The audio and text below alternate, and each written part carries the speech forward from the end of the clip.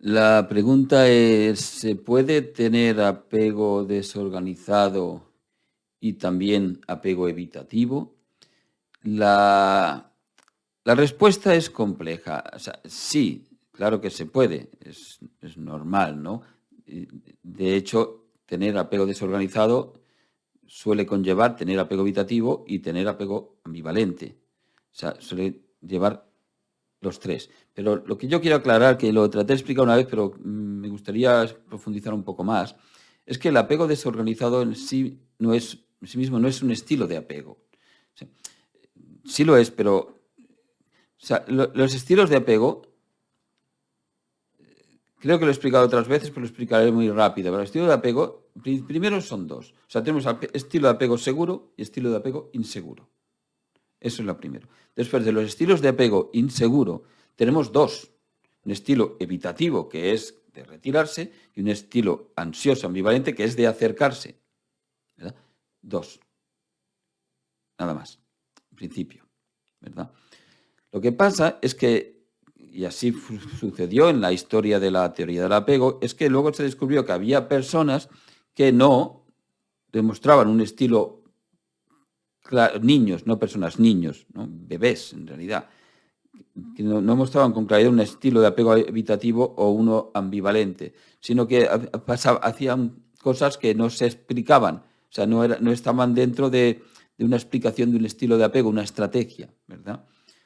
Entonces, esto se dijo, por ejemplo, que era un apego desorganizado, o sea, no estaba organizado ese estilo de apego como evitativo o como ambivalente, ¿verdad? Y tampoco no como los dos, o sea, sí como los dos a lo mejor, pero con cosas que no estaban organizadas, que no estaban claras, que no se veía bien. Entonces, de ahí se dijo que esto era un estilo de apego desorganizado, pero en sí mismo no lo es, no sé si nos damos cuenta, ¿verdad? Entonces, las personas cuando ya son adultas, cuando tienen un estilo de apego desorganizado, normalmente lo que significa es que dentro de sus estilos de apego tienen como un tercer aspecto, y es que pierden un poco o sea, pierden un poco el control.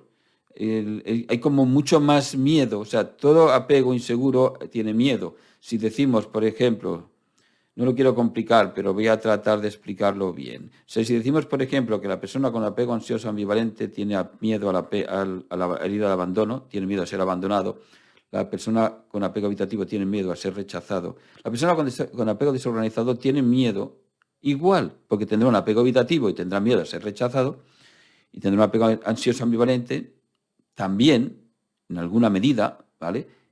Y tendrá miedo a ser abandonado. Por lo general, las personas con apego desorganizado tienen un estilo de apego principal. O sea, porque hay subtipos también, ¿verdad?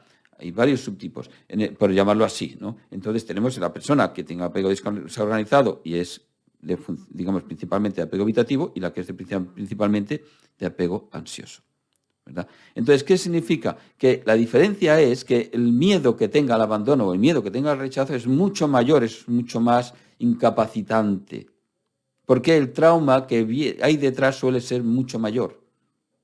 Entonces, claro, podemos tener una persona con apego evitativo que se comporta como cualquier persona con apego evitativo, ¿verdad? Más o menos, que de vez en cuando pierde el control, que de vez en cuando muestra un apego desorganizado. Las personas con apego desorganizado, por lo general, no siempre van mostrando un apego desorganizado. Son personas normales, que cuando conectan con el miedo, digamos, con el miedo a la traición, con la herida de traición, con la posibilidad de que les engañen, no se sienten seguros, etcétera, tienen como un conflicto interno, entonces se comportan de forma desorganizada, de su forma de comportar pues con miedos exagerados, agresivos, reclamando, preguntando, desconfiando de forma exagerada, dejando la relación, dependiendo del estilo de apego que tengan principal. Si son más evitativos, romperán la relación enseguida y se desaparecerán. Si son más ansiosos, pues insistirán mucho y reprocharán mucho, se enfadarán mucho, ¿verdad? Entonces, claro que sí. O sea, de hecho, lo normal es que tenga una persona un apego desorganizado, tenga un apego también evitativo, o un apego ansioso, o tenga los dos. Pero es por esta razón, incluso hay que verlo, ¿no? O sea, si la persona que tienes como pareja tiene un apego desorganizado, pero muestra un apego evitativo y las cosas van más o menos bien, tranquilas y no se complican, no hay muchas crisis, a lo mejor no muestra un apego desorganizado. Pero claro, cuando pase algo, cuando esa persona se siente insegura, entonces lo mostrará. Pero es desorganizado. O sea, también, como he explicado otras veces, puede en otro momento, la persona que tiene apego evitativo, de repente perder los papeles porque ha conectado con su herida, con su trauma, muestra un apego desorganizado y luego de repente pues muestra un apego ambivalente porque se ha asustado, por algo ha pasado. Quiere decir que es desorganizado. O sea, es justamente, por decirlo así, no es lo contrario a un estilo de apego, porque un estilo de apego es un patrón y el apego desorganizado es desorganizado, no tiene un patrón claro, pero hay un estilo de apego detrás. Eso es lo que quería explicar.